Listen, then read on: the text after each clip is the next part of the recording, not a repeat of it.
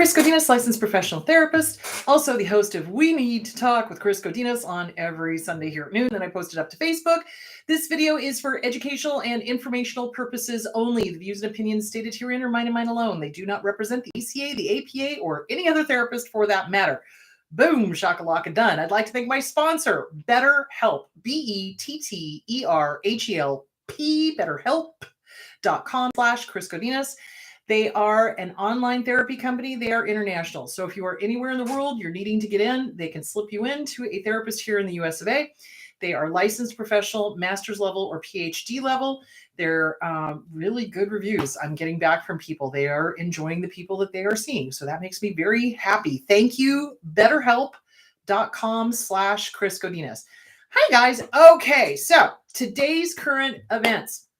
Colorado just legalized magic mushrooms. So basically, I'm going to say it wrong, psilocybin, I think is the component in the magic mushroom.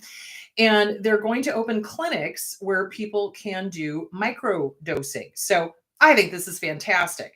So I wanted to pull up a thing on Psychology Today, and it's psychedelic assisted therapy. Psychedelic assisted therapy refers to this therapeutic process that involves the ingestion of a psychedelic drug. So magic mushrooms, obviously LSD, ayahuasca, those type of things have been shown in the studies I have seen. Now, granted, there would need to be large scale studies that they do help with PTSD, chronic anxiety, severe depression, et cetera, et cetera, et cetera. There is a mind-altering effect. In microdosing, it has been shown effective in chronic PTSD, also in substance abuse, alcohol dependence, nicotine dependence, anxiety related to terminal illness, and chronic PTSD. So I thought that was really interesting. Researchers are conducting highly regulated studies using careful screening, therapeutic preparation, controlled settings, and with trained monitors. And that's the way it needs to be. I don't recommend everybody run up to Colorado and just do it on your own. If you're going to do it, make sure that you've got, a psychiatrist watching, monitoring, etc. It seems to be promising in the arena of treatment of substance abuse, which I thought was very interesting. Can they change the personality? One study found that volunteers who were given, I'm going to say it wrong, psilocybin, that's the magic mushroom component thing, experienced lasting change in openness to awareness. They continue to be more open beyond a year afterwards. Another study has also found that hallucinogen users reported short-term increases in openness to experience 2 weeks after an experimental microdose of LSD. So it's really interesting. If you want to learn more about microdosing, just look up microdosing on Psychology Today. There's a whole article, several articles on that. Again, though, the potential harms is it could cause psychosis depending on if there is schizophrenia in your family, history of psychosis, et cetera, et cetera, et cetera. All of them have that risk. So, but it lists all the different hallucinogenics that they're experimenting with and that they're trying and doing microdosing and seeing if it works. So I just thought it was really interesting that Colorado finally legalized it. And I do think that we should start investigating different psychotropical drugs that can help with these mental health issues. So for example, ketamine has been shown to help with depression. So it's an off-label use. Ketamine is a horse tranquilizer, but they've shown that it helps with PTSD. They've shown that it helps with severe depression. So I think it's really exciting and very interesting that they're finally legalizing it, that they're getting the clinics together, that they're going to be monitored, that, all of that sort of stuff. So anyway, it's interesting to me because I have found through my these many years I've been doing this, the pharmaceutical companies, I don't trust them. You know that. And the psych meds that we have are limited success. And especially if you're dealing with, something like bipolar or schizophrenia or things like that, the meds that people are on generally tend to only be effective 3 to 5 years, and then they lose their effectiveness. And then you have to start all over again, which is why when I was in the homeless shelter working with the homeless, so many of them who had, bipolar or schizophrenia or whatever, were so frustrated they would stop taking their meds because they would stop working and then they'd have to start all over again. And every 3 to 5 years, they would have to find a different medication to keep them from hearing the voices or keep them from, getting the mood swings or whatever. So I think this is really exciting. I think this is really actually a good thing. I would like to see more states invest in research. I'd like to see more research. Honest to God, I'd like to see more research in this whole microdosing thing. It's very fascinating to me because if this can help people, I am all for it as long as it's monitored. Now, you're not going to run out, go buy some magic mushrooms or LSD or whatever and, start doing drugs. No, that's called self-medicating. That's being your own apothecary. You don't want to do that. So apothecary, for some reason that made me think of ghosts because Robin was trying to say the word apothecary and he couldn't say it. Anyway, sorry, side note, squirrel. Anyway, so no, you want to do it with a clinic that is, monitored, et cetera, et cetera, et cetera. I've had several clients that had resistant depression, like no matter what they did, nothing seemed to help. And then when they did alternative therapies, like, what is that one? Magnetic, TMC, I think it's called, where they do magnetic pulses through the brain. That seemed to bring relief. Also, ketamine seemed to bring relief. So yeah, don't be afraid to be your own best advocate when it comes to psychotropical pharmaceuticals, because, do your research and ask around. And if your psychiatrist is one of these old fuddy-duddy in bed with the pharmaceutical company type of person, get a different psychiatrist. Get one that is actually invested in getting you better. That's my thing. So that's my current event, is that Colorado is taking the first step to doing that. I think it's a great thing. I think it's a good idea. I'd like to see more research. That would be good. But it shows some really promising results in the small studies that have happened. So I'd like to see larger scale studies so that we can get a better grip on how it does. So yeah. So anyway, so there that is. Okay. So today, that's that. Oh, and I forgot to mention, I was dealing, oh, God bless my clients, dealing with several clients this week who have exes that pile on the negative emails and book size texting and things like that. I cannot stress enough the importance of not responding to that stuff. Guys, we're in the middle of Hoover season. We're in the middle of highly emotional, holiday season. Next week's show is going to be on holidays, spelled D-A-Z-E. So don't respond when your ex is sending you this stuff. Do not respond. You want to respond to that little tiny bit that is about the kid. So Susanna Quintana at SusannaQuintana.com. She is great at showing you how to not personalize it, how to just get that little tiny one line that is about the child and ignoring the rest. Getting a sense of humor about the craziness is what you're going to have to do. Eventually, you're just going to have to get to the point where you're just like, I am counting on them to be insane. They're going to be insane. Oh, look, they're insane. Fabulous. And then just figuring out what you need to respond to. Do not respond if it has anything else to do with anything else. If it's not directly about your child, directly about the divorce, you owe them zip zero zilch. And here's the other good habit to start getting into. Don't respond immediately. Sit on it. You do not owe them an immediate response unless it's an emergency. And a lot of times they'll lie and say it's an emergency, but you don't owe them an immediate response. So don't give them an immediate response. Sit on it for a day. You have 12 to 24 hours to think about it, and then you give your response. So especially if it's not an emergency. So anyway, I just wanted to throw that out there just because I don't know if it was the full moon or what, but every single narcissistic jackwagon on the face of the planet came flying out at all my clients. And I'm just like, what the? Ah! So yeah, don't respond. You're under no obligation.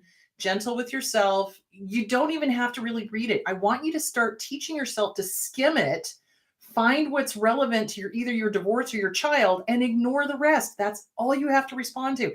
And I know the inner child is going, but, and wanting to defend and everything. You don't owe anybody an explanation. If somebody comes at you claws bared, you don't owe them an explanation. They've already decided that they hate you. So, nothing you can do. Let them go. Let them go. All right, now let's dive into today's topic. Okay, so because we are coming up on the holidays, Thanksgiving in particular, we're going to be dealing with a lot of communal narcissists. So collective and communal narcissists. So collective narcissists and communal narcissists, very similar. Collective narcissists have this incredible self-righteousness. Communal narcissists also have the incredible self-righteousness, but there's this component of, how do I explain this? With the communal narcissist, so the collective narcissist identifies with a group. So most often we'll think of them as identifying with a hate group or something like that. And so they are right and righteous and everything else, but there's not that community part. It's communal as far as their collective over here, but it's not communal as far as the world or the area or the community or whatever. Communal narcissists put on this, how do I explain this? Their mask is holier than thou. Their mask is righteous, but it's almost, okay, how do I explain? Sorry, so much to talk about. Okay, let's review first, and then we'll get to the communal narcissist. So there's grandiose narcissists, okay? They're me, I, more, my genitals, that's all they care about, okay? They want the kudos, they're the best at everything, they need the best of everything, etc.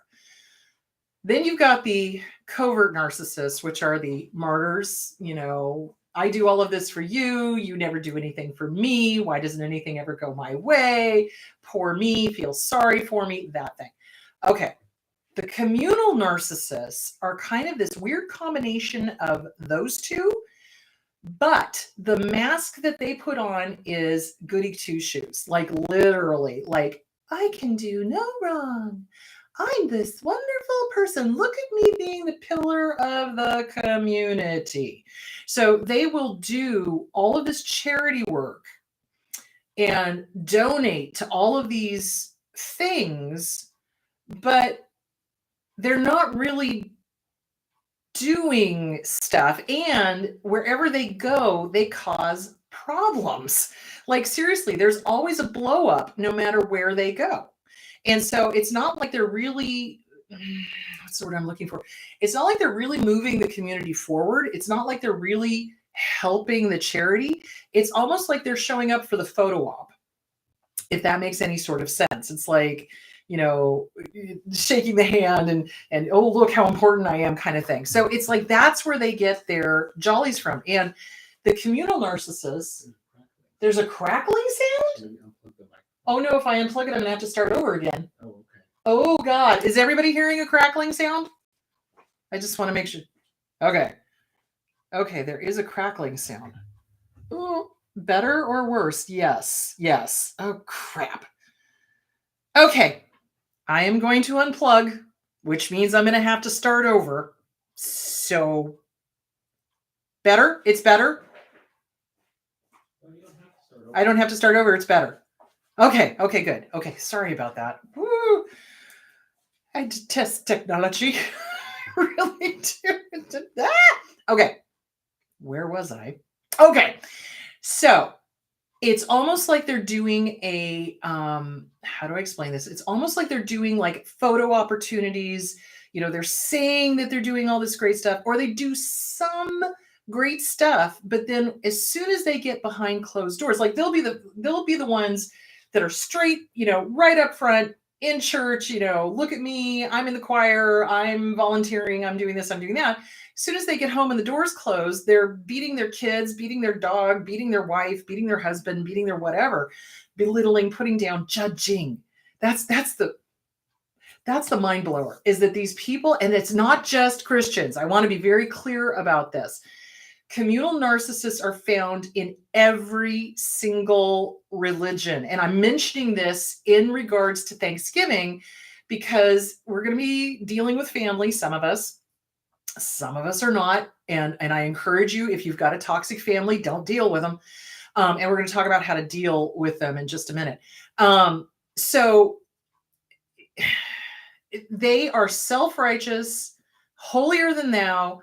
I'm right, you're wrong. The most judgy people you will ever see on the planet.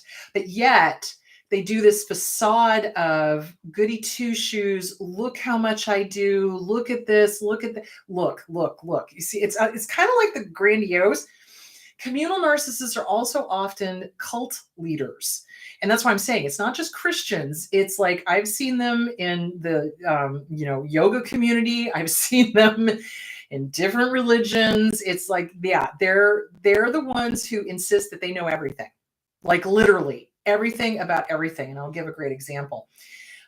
There was a yoga class, and this person would go to the yoga class, and every single time there was a celebration or an acknowledgement of any religion, this person would stand up and proselytize, no matter what religion it was, and then follow people out and try to get them to, hang out with them and this, that, and the other thing. So that's kind of an example of a communal cult narcissist type of thing. It's like, I know the way, I know the light, I'm right, you're wrong, I'll show you, kind of thing. And that's just simply not how a normal person does it.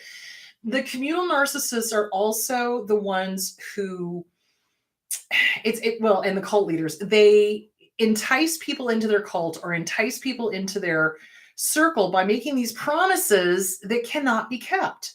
So they'll say things like, I'm going to solve world hunger, or I'm the way to get rid of poverty, or by demanding that all of you give me my money. Yeah, that's what they do. It's like they ask you to give up all your money, give it to them, but they're going to solve poverty. How does that work?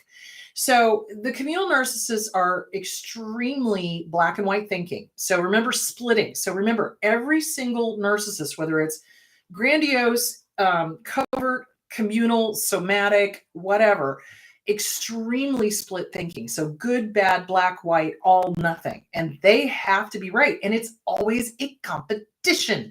Like, seriously, it is a competition. So if, for example, you're at the dinner table and you get into a conversation with one of these people and they're misquoting the Bible, which is often the case, and you try to correct them, OMG, be prepared for World War III. Like, not even kidding you.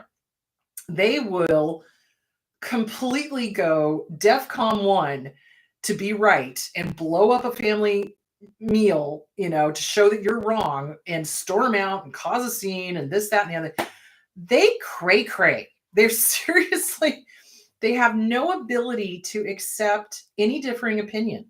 So say, for example, you walk into a family situation and you've got distant cousin Edna who decides that she's going to start, proselytizing or doing whatever she's doing about her particular, whatever it is, whether it's Buddhism or Hinduism or Islam or Christianity or whatever. And then she turns to you and says, and what's your belief? Oh my God. Danger, like danger, Will Robinson, danger. Do not enter that minefield. I would say something like, I believe I will have seconds, and then get up and leave. It's like, you don't have to answer them. They're looking for that fight, and they're looking for that nastiness. They're looking to be right, and they have to be right. Everybody else, it has to be a one-up. So communal narcissists have got this righteousness thing about them. So I wanted to pull up some articles, from Psychology Today, that I thought were really interesting. The communal narcissist. Okay, this is on Psychology Today. The communal narcissist, another wolf wearing a sheep's outfit. So in the first part of it, they're talking about the extrovert, the introvert, which is the grandiose, and the covert. Okay, but the communal narcissist is entirely something else. Surprisingly, this narcissist shares some of the characteristics of the other two. They are all people who continuously seek to validate their self-perceived grandiosity, esteem, entitlement, and power. This type focuses on promoting him or herself through commitment to others' communal goals and the supposed ability to listen and connect. But here's the difference. These types of people, just honest to God, they tell everybody. So a lion does not need to announce that they're a lion. Okay, everybody kind of knows it. All right. So what a communal narcissist will do is they will corner somebody at a party like Thanksgiving and tell them all the good deeds they've done and how selfless they are and how good they are. And I'll tell you something, guys, if you're really selfless and you're really good, you do it and you keep it quiet. That's the way it is. I mean, somebody who has to announce all of their good deeds is obviously overcompensating. Does that make sense? So in other words, if you're walking into a Thanksgiving situation and this cousin or whoever corners you and starts going, and I've done this good deed and that good deed, and look at, I did this and I did that, and da da da da da da da da da, and what have you done? You know, it's a competition. It's a trap. You know, it's a trap. It really, honest to God, is a trap. And people who do good deeds don't need to talk about them. It's clear. It's obvious. You know, so that is one of the signs of a communal narcissist. Okay. They say what great listeners they are and how wonderful they are at connecting with people. But the truth of the matter is they're not good listeners. They're not empathic. And this is something that I think actions speak louder than words. So with every single personality disorder, the major thing that should alert you that there's something wrong is the lack of empathy, the inability to read the room. Seriously. Like, again, at Thanksgiving dinner, this is when you'll see the grandiose narcissist or the covert narcissist or the communal narcissist start spouting because they want attention and they're not reading the room. It's not about them. It's about Thanksgiving. It's about being with family. If you have sane family, if you got crazy family, it's about getting out of there as soon as you possibly can. I absolve you. You do not need to go to Thanksgiving if you don't want to. Swear to God and all that's holy. You don't need to. Do your own thing. Do your own thing. Seriously. If they're crazy, save yourself the trauma. Seriously, save yourself the drama and really have a serious chat with that inner child. It's like, okay, what are the actions and behaviors of my family? Do they do this? Do they treat total strangers wonderfully, which is what communal narcissists do, but then come home and are awful to their family? Avoid, avoid, avoid. You don't need to be around them. And you're never going to get them to see that what they're doing is wrong. Ever, not on this or any other planet. So the communal narcissists do this whole weird treating strangers wonderfully, treating their own family horribly, but then making sure to tell everybody how they suffer to take care of their family. So they're this weird combination of grandiose and covert. So they play the victim beautifully, and then they're grandiose about it. Tell me how great I am because look at all the good things I'm doing, right? These are also cult leaders. These are the ones who are always talking about how they have the only answer. Oh, these people make me want to puke. Okay, so hang on. Okay, they lack empathy. That should be your first clue. They trap you in a corner and whisper excitedly about how thoughtful they've been to their grieving next door neighbor. That's me. I'm a born listener. What? They believe themselves better than the rest of humanity. Now that should be your clue. Again, so actions and words have to match. If the person's actions and the person's words do not match, you are dealing with a liar.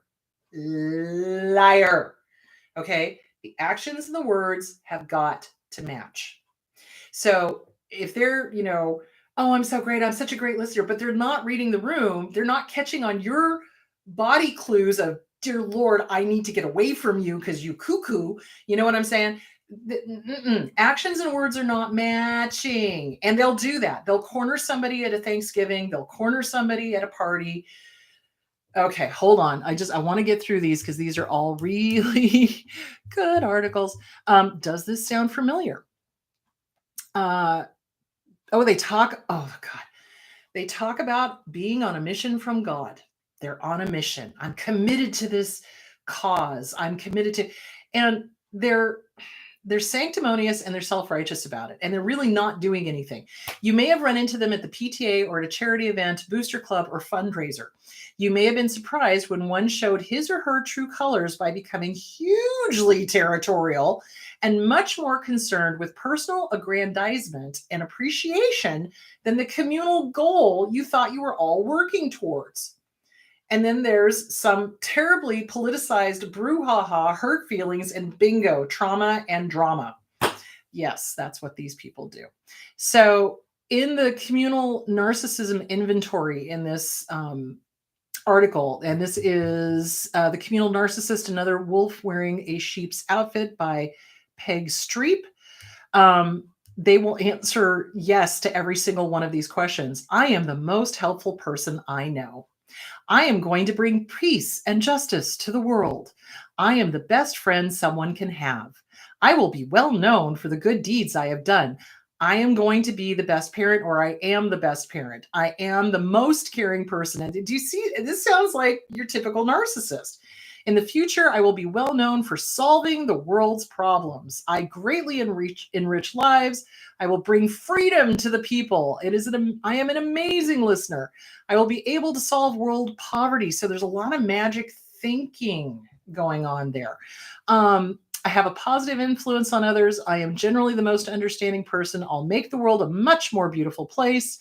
I am extraordinarily trustworthy. I will be famous for increasing people's well-being. So again, the concern is, look at me, look at me, look at me, look at me, look at me. I will, ego. Okay. So anyway, that was a really good article. The other one I wanted to hit on, how are we doing on time? Good. We're doing good. All right. Let's see. This one. Okay.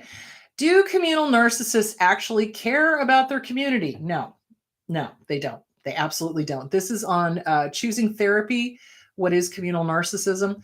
They don't actually care about their community. They are more concerned about their image and the kudos that they get from the community about what they're supposedly doing. What are the signs of a communal narcissist? Extreme dedication to specific charities or causes. Their devotion may cause them to neglect other important tasks or step on the toes of others. Now, my dad went to church, I kid you not, 6 times a week.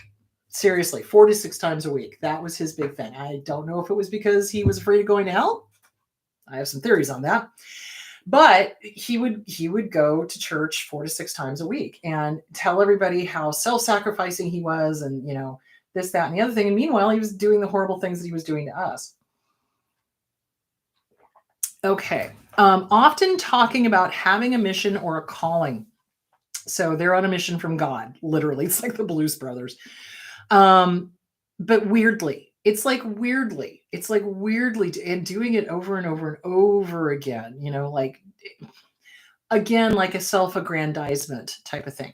Stirring excess drama or conflict at the charitable or work-related events. Rather than focusing on achieving a communal goal, they may be more focused on hierarchies or self-interested politics. That's interesting. Coming across as a martyr. Okay, that's where the covert comes in. They will mock or degrade people who do not also share the same martyr-like interests. They'll lash out at people that don't believe the way they do. So the examples they were giving, like if they're vegan and somebody ate meat, that the vegan would, if they were a narcissist, would lash out at them or whatever, instead of just going, your karma, or they may hate other people that donate to the charity because they're getting attention. Crazy. Believing they are the best at everything, only seeming to show concern for societal needs in public. So at work, in the workplace, a communal narcissist may try to do your tasks because they assume that they are being helpful. They may believe that the company would simply deteriorate without them. That is the sign of a communal narcissist. So they make themselves, or they think of themselves, as indispensable to the charitable organization, the work, the company, etc. They truly believe that the workforce will fall apart without them. They will often look down on colleagues who take time off, like rightfully so, or seem to be less than interested than them in their job.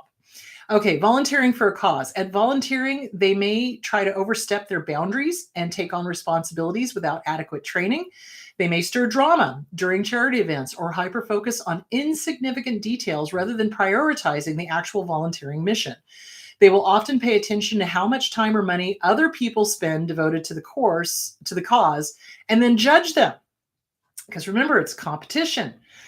In sports, while playing a sport, they will be trying to teach others how to improve their skill instead of focusing on developing their own. They present as overly eager to help, presumably for the sake of the team, while not responding well at all to direction or advice themselves. In support groups, a support group like a new mom's group, a communal narcissist will be dishing out unsolicited advice. So instead of asking, hey, do you want my opinion? Or, hey, do you want some help with that? They'll just tell people what to do. Okay.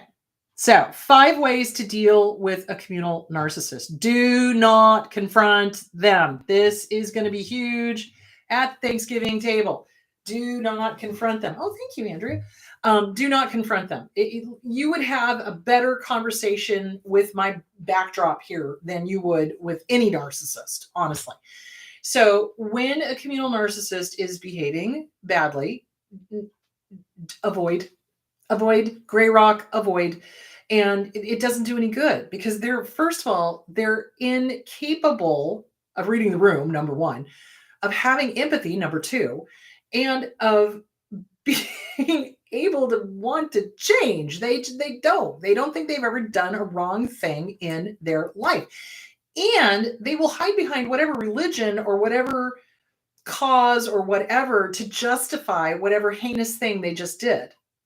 Always. So they're never wrong, guys. So, and again, this is your task, not theirs. This is your task to help your inner child understand, yes, it's not fair. Yes, they are being jackwagons. No, there is nothing we can do about it. We need to leave. And then leave. So they are going to do whatever stupid narcissistic dance that they're going to do. And they're going to say whatever heinous thing they're going to say. And your inner child has got to be okay. You've got to comfort them and say, hey, it's not going to do any good to explain ourselves to them. So this would be along the lines of you're sitting at the dinner table and Edna starts asking you about your personal either political views or religious views. At that point, you go, my beliefs? Oh, I believe I will have a second piece of pie, and then get up and leave. Seriously, humor is always the best way to deal with it because they don't know what to do with it. And then make sure you don't sit next to her. So, or leave or do whatever you need to, but don't engage. Do not engage. That's what they are looking for. They're trying to hook you so that now they can be butthurt and start a fight. Because God forbid any narcissist could handle peace and quiet. They can't. So peace and quiet and calm, happiness, oh God, no, that pisses them off worse than anything else. So if you're having a great, happy meal, just thinking about this, what my dad would do when we were having a family dinner, everything would be fine. And then out of the blue, he would get pissed off at something I did and turn around and just backhand me. So, well, that ruined the happy dinner, or he would get upset at somebody's politics, or he would get upset at somebody's religion, or he would get upset at, I don't know, the price of tea in China. I mean, he would come up with reasons to ruin family meals. And this is what they do, guys. This is communal, grandiose, covert. This is what they do because they can't stand peace and quiet. They certainly can't stand happiness. And they have to be the center of attention. So, okay, quickly, because I've gone way over time, but there are so many good things. Okay, stay true to your own values. Don't let them bully you. They will try to bully you. They'll try to get you to agree with them or whatever. And you just hold your boundaries. Hold your boundaries, but disengage and get away from them would be my thing. Limit triggering interactions. There you go. Implement boundaries. There you go. Practice ongoing self-care. Yeah, and just know that they are never going to change. They simply do not. Okay, the holier than thou hypocrite. They're incredibly hypocritical. So, my dad would be sitting there donating all this money in choirs and churches and everything else. And meanwhile, he was sexually abusing all of us at home, and he was hitting me, and he would kick the dog, and he was just a not nice guy. That's putting it mildly.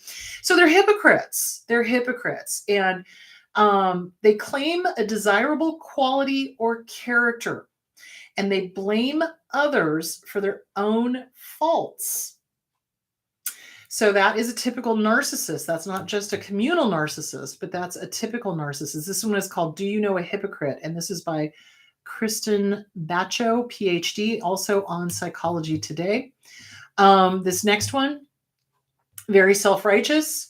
They're very vainglorious. They're very self-deceiving. They have absolutely no clue how their actions affect somebody else. Gratuitously feeling superior, being arrogant and elitist, self-aggrandizing. That's basically what they do. It's kind of like, because I have this belief, or because I am this righteous person who does charity work, I'm this fabulous. I mean, they really believe their own press. They really, truly believe their own press. Okay. Narcissism and self-righteousness. This is just another one that talks about how incredibly hypocritical they are, and that they are self-righteous and they look down at other people. So in their world, and this was, what article was this? Narcissism and Self-Righteousness on Psychology Today by Roberta Satow, PhD. And basically it's like, no matter what the other people in the charity are doing, it's not good enough. Not good enough, not good enough, not good enough, not good enough, not good enough. Looking down at the other charity volunteers or the other people in the community, or, this real attitude of superiority, and they become dangerous when they play on somebody who's lost. So people who get involved in cults are looking for something. They're looking for community. They're looking for, like-minded people. And so cults like the Jim Jones cult back in the 70s, I think it was, he played on the whole, I have the answers. We'll create this community. It'll be utopia, the whole thing. Then what did he do? He took them down and he poisoned them all. So they play very much on that wanting to belong. So, but the words and the actions, there was something always off about him, always. I mean, he would say this great stuff, but then his behavior didn't quite match. And then, of course, the questions started coming in, and then he started getting investigated, and that's when he poisoned his cult followers and killed them. So they hide behind a religion of some sort. His happened to be a Christian religion. So, but there are other cult places that are not Christian. So you've got to be very, very careful of communal narcissists, of cult type narcissists. Nobody's got all the answers, guys. Nobody. If we did, would we really be here? Seriously. I mean, it's scary to me how evil these cult leaders are, because again, people have no more meaning to them than these reading glasses. They're an object to be used. And usually what they do is they demand that you give them all your time, all your money, all your, worldly possessions, etc. And they'll take care of you. No, you got to take care of yourself. You got to take care of you. Nobody else is going to do it for you. And if they tell you they're going to do it for you and they're asking for all of that, you're probably dealing with a communal narcissist. So, okay. All right. So just to recap, the communal narcissist is all about community. The collective narcissist is about belonging to a superior group. Okay. The communal narcissist is very self-righteous. Collective narcissist is very self-righteous. But the communal narcissist will do all of these good deeds, but you'll notice it doesn't ever really go anywhere. It doesn't really help. And they're always there for the photo op. And they're always looking down their nose at other people. And they're always harming other people behind closed doors. They're always creating drama, no matter what charitable organization they're in. So So that's kind of how you know what you're dealing with, who you're dealing with, all of that sort of stuff. If you run into one of these types at the Thanksgiving dinner, first of all, you are under no obligation to go if your family's toxic. I absolutely approve of you doing something else. Absolutely. If you end up having to go and the conversation starts getting weird and your gut's yelling at you, make an excuse. Oh, I have to go to the bathroom. Oh, gotta go talk to Aunt Bertha. Oh, gotta, whatever. Oh, gotta let the dog out, and leave. So that is that. So the communal narcissists are kind of like a combination, but they use religion, they use community things to further their own ego. They're self-righteous. There's no room for any opposing ideas. It's their way or the highway. And that is not somebody you want to hang around. Okay, now I will dive into questions. I'm sorry, I went way long. Okay, let me make this bigger so I can see it. Oh, there we go. I am bipolar 1 and have been stable on lithium for 20 years. Can the bipolar have burned out, or could it have been onset by SSRI and alcohol and stress, and therefore not the right diagnosis? I strongly suggest you go talk to a psychiatrist. Unfortunately, I am not that well versed in psychotropical meds. And it could have been a wrong diagnosis. So here's the deal. If you got diagnosed and you were using, and this is what bothers me about some psychiatrists, if you were using alcohol, that will influence whatever observations are being done. So that's why I tell people, it's like, well, if you got a diagnosis or didn't get a diagnosis and you were on a substance, you need to come clean, literally, with your psychiatrist and tell them, hey, during this time period when I was being evaluated for, mood disorder or whatever, I was actually using. Then they're going to need to do another evaluation, because you can't get a true read if somebody is in an altered state one way or the other. So it could have been a misdiagnosis. So talk to your psychiatrist. Absolutely. Lithium is hard on the liver. So I would really, make sure you're getting your liver checked regularly, and talk to your psychiatrist. Talk to your psychiatrist and ask them, because they would probably better know. And again, if you don't like your psychiatrist, get a different one. Don't feel bad about firing one if you don't like them. You need to have one you've got a good rapport with and that you trust, because this is your life. This is your life, and you have the right to ask as many questions as you need to, especially about mood stabilizers. Absolutely. So go talk to them. If you were using alcohol when you were being evaluated, it's possible that you got a misdiagnosis. So go talk to your psychiatrist, or find one that you like and talk to them, and make sure you're getting your liver checked and make sure your liver's okay. Okay. Hope that answered the question. What to do when a communal narcissist brags to me about how wonderful and giving they are. Oh God, I can't avoid them at family events, but I also don't want to give them the supply in the form of praise. Well, you could just gray rock. Just be incredibly disinterested. Uh-huh. Uh-huh. Uh-huh. Uh-huh. Uh-huh. I gotta go to the bathroom and then leave. Look, guys, they don't have empathy. They can't read the room. They're looking for supply. It is not your job. Let me say that again. It is not your job to make them happy, because you can't, because they don't feel happiness, to give them supply, to help them with their low self-esteem or whatever else. So you are under no obligation. If they start cornering you and talking to you, you got to walk away. You got to walk away, or just be incredibly disinterested. Uh-huh. Uh-huh. Oh yeah. I gotta go. I hear my mom calling me, or whatever, we're afraid to do that because we're afraid of their reactions, and we're afraid that we're going to hurt them. The only thing that will get hurt on them is their ego. Clearly, the only thing that will get hurt on them is their ego. They don't have empathy. They don't care. It's all about me, I, more my genitals. That's all they care about. And that's why they corner you at one of those things and then talk your ear off. So don't be afraid of hurting them. The only thing that's going to get hurt on them is their ego. Now, will they do the whole, you're not paying attention to me, you don't care? Yeah, you're absolutely right. I don't, because you tell me the same thing every damn time.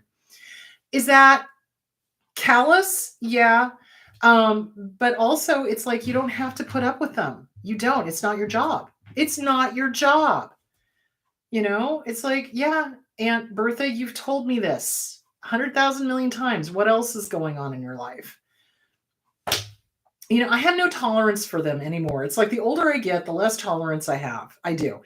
And if somebody is going to corner me and try to monopolize my time and do the stereotypical narcissistic, I, me, more, my genitals, I will cut them off. Oh, gee, I got to go help in the kitchen. Sorry, got to go. And then I make sure to avoid them. And you're under no obligation to sit there and listen to them. Who told you had to sit there and listen to them? I mean, I realize you're going to see them at the family dinner, but you don't have to sit there and listen to them. You can cut them off and go somewhere else. You can help out in the kitchen. You can go help grandma. You can go see a different aunt. You can, whatever. So yeah, you don't have to stick around and listen. You have the right to say no and mean it. This is a boundary thing.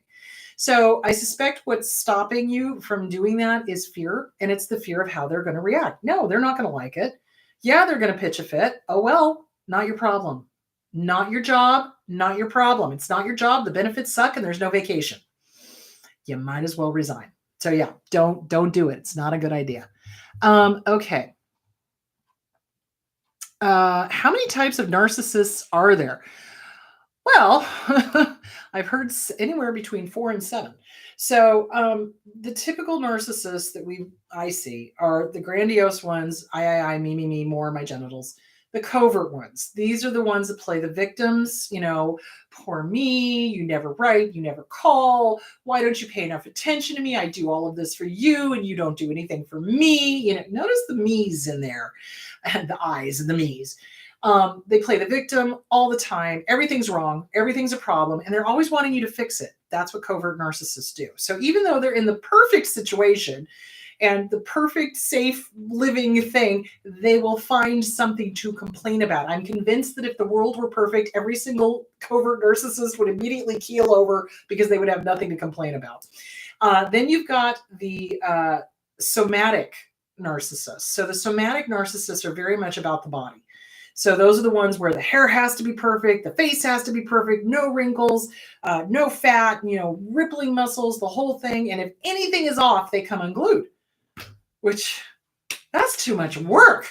So, but they do. And I have seen when I worked in Hollywood, I've seen plenty of the somatic narcissists where if one little thing was off, they came unglued as if it was the end of the world. And I'm just sitting there looking at them going, oh my God, there are so much bigger things to worry about. Oh yeah, So, and then you've got the dark triad, which is the psychopath, narcissism, Machiavellianism. So that's the malignant narcissist. So are there varying degrees? Yeah. Are there different types? Yeah. Can they be all of them? Yeah. Do they switch back and forth between whatever works? You betcha. So if one is not getting them what they need, they'll slide into the victim thing. So if grandiose isn't doing it, they'll slide into the victim thing. If victim thing isn't doing it, they'll do the communal thing, the communal narcissist. So yeah, they do different things based on what will get their ego fed. So yeah, so there's a whole bunch of them. Okay, let's go over here. Is it common for a narcissist to plead poverty, though they do have money? Yes, to try to get things for free. Oh my God, you have no idea. Or maybe you do. Yes, it is common. Yes, absolutely. My dad would do that. My dad, absolutely. He was an attorney, people. He was not hurting for cash, but he would tell everybody and their dog how broke he was. I don't have any money. My wife spent all the money. We don't have any money. When he died, I kid you not, we had to go through every single book and shake it out because he had money stuffed in every single. He was crazy. He was crazy. Crazy. He was crazy. I mean, he was just, I mean, he had plenty of money. He had plenty of money. He was not hurting for money. But yeah, he told anyone who would listen how broke he was, how he didn't have to get its sympathy. So he would flip between the grandiose and the covert. He was also borderline, I'm convinced. So it's like the more I've learned about this, the more I'm like, wow, he was really jacked up. So yeah, they absolutely will. They absolutely will. I've got another family member who does the same thing. Completely set, plenty of money, not a problem, well taken care of. And yet, oh my God, we would go out to dinner with this person who shall remain nameless until they pass. And then I will write another book. Um, and we'd have this lovely meal. The server would be a lovely server. And I used to work as a server. So I always tip really well because I want to make sure they have money. So, but she would leave literally 5 cents or a dollar and for, a large amount meal for 3 or 4 people. And I'm just looking at her going, what is wrong with you? Well, there's a lot, but yes. And again, this woman was not hurting for money, is not hurting for money. She's got plenty of money. And yet she would tell everybody how broke she is. She would come unglued. And my dad would do the same thing. Go to buy something and the price, the register come up at well, when I was a kid, this cost, who knows, $1 or $5 or whatever. And it's like, Dad, that was 50 plus years ago. Hello. Yeah. I mean, it's like they get stuck in the past. They really truly do. And they can't realize that inflation or things cost more or whatever. And they will tell everybody how broke they are and how ridiculous the prices are and how dare you make me pay this much. And I'm not leaving a tip, which I'm just like, no, leave a tip. Thank you. They did a great job. Shut up. So yeah, yes, they do. In answer to your question, yes, they do that. Absolutely 110%. My late narc mother claimed she had no money and expected her children to pay for her. Yes. Yes. Oh my God. If I could high five you, I would high five you right there with you. Yep. That's exactly what they do. That is exactly what they do. Yeah. You betcha. You betcha. Okay. Do narcs need a following to make themselves feel better? Yes, absolutely. It's called a harem. So they look for harems. So they either look for sexual harems, they're looking to gather, men or women to them, whatever, or they look for followers. They need groupies or whatever. And so they look for that. They actively seek that out. That's what communal narcissists do. That's why that's why that one weird person at the yoga studio would stand up and be like, "Oh, I have all the answers." And yeah, creepy, creepy, creepy. So yeah, they do. They need a harem. So they either need a sexual harem or they need a group of people to follow them to validate their existence. So look how powerful I am. Look how many people I have. That's why it drives me crazy when I see these people who are so invested, again, social media, and they're like justifying who they are based on how many likes they have, or based on how many followers they have, or based on whatever. It's just kind of like, you realize this is not the real world, correct? And no, they don't. They don't realize this is not the real world. This is the real world to them because this is their ego feeding that narcissistic supply. Oh, look how many likes I have. Look how many followers I have. Look at this. Look at that. Whatever. Yes, they do. They absolutely need followers like nobody's business. And that's why they're cult leaders. That's why they do that.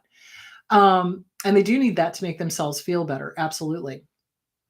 And yes, they do use their group as their target. And they will, in almost every single cult I've ever seen, no matter who's running it, male or female. Females can be cult leaders too, guys. So be very careful. Their behavior was always very weird sexually. So, for example, they would, a lot of the cults, like the Waco Heaven's Gate, um, Jim Jones, there was always some condition on the sexuality of the members. So, like in the Heaven's Gate one, everyone was expected to castrate themselves and be celibate. In other cults, the cult leader would have the right to have sex with whoever, but he would tell people who they could and could not sleep with. So there's always some sort of weird power trip with the sexuality there, male and female. So, okay, I hope that answered the question. So yeah, they turn the group into their target and they use the group, they turn the group into their family dynamic. There will be a scapegoat. There will be a golden child. There will be, somebody who's ignored. There will be, because they're just playing out their own childhood. It's really sick. Why, when we get out of narcissistic relationships, it's really hard to acknowledge my accomplishments and feel proud. Okay, this is common, guys, because when we're with the abuser in the beginning, they do the whole love bombing thing. Oh, I love you. I love this about you. I love that about you. You're perfect. Da, da, da, da, da, da, da. As the relationship goes on, they start nitpicking. And suddenly all of those things that they loved about you have now become the thing they hate about you. And you're not good enough. And how dare you? And I mean, just nasty, nasty, nasty. And so when we get out of that abusive relationship, that negative Nelly, that voice over there has integrated itself into our internal critic. Yeah. And so we're always worried about what they will think and what are they going to say. And oh my gosh, I can't acknowledge myself because, somebody is going to put me down or somebody is going to tell me I'm bad or somebody is. So we've integrated that automatic nastiness. So here's the way to combat that. Glenn Schiraldi, the self-esteem workbook. You've got to kick those automatic thoughts to the curb. They are lying to you. Those are not real thoughts. Those are your abuser's thoughts. CPTSD from Surviving to Thriving by Pete Walker. Put all this stuff back on the abuser. You have a right to own your own accomplishments. Do the mirror work. Hi, good to see you. Have a great day. You know what? It's okay for you to acknowledge yourself. You're doing some good stuff. Thank you for being you. And then walk out. And that's just you telling that to you. That is not you shouting it to the world. That's what a narcissist does. Narcissists are the ones that are like, tell me I'm great, tell me I'm great, tell me I'm great, tell me I'm great. This is just you strengthening that inner voice, letting you know you're doing a good job. That's the one you need to listen to, not the negative Nelly. So this is common. This is very, very common. Yeah, it is really hard to acknowledge our accomplishments and to feel proud because we're afraid of that other shoe dropping. We're afraid of that other shoe dropping. So, yeah, that's what we do. So, work on self-esteem, work on boundaries, work on CPTSD from Surviving to Thriving by Pete Walker. Every time you want to acknowledge yourself and you stop yourself, you've got to challenge that negative thought. Is this negative thought real? No, it is not. What's the rational thought? The rational thought is I have the right to acknowledge myself. I have the right to tell myself I'm doing good when I'm doing good. So that's how you're going to work on that. Okay. Question, is yawning a narcissistic trait? I've been asked questions and when I answer, they will yawn. It happens a lot. No, yawning is actually very contagious. So, for example, when Scotty was still around, he would yawn and John and I would start yawning because I don't know, it's a sympathetic response. It's a whatever. So I don't know if people are yawning, maybe they're tired, maybe they're bored. I don't know. So you can always ask them. It's like, wow, I noticed you yawning. You're asking me a question and now you're yawning. Does that mean something? You could, or you could just choose not to take it personally. So, is it a narcissistic trait? No, it's not. It's a human response. And what they have shown, though, is that people who don't yawn in response to a yawn tend to have psychopathic traits.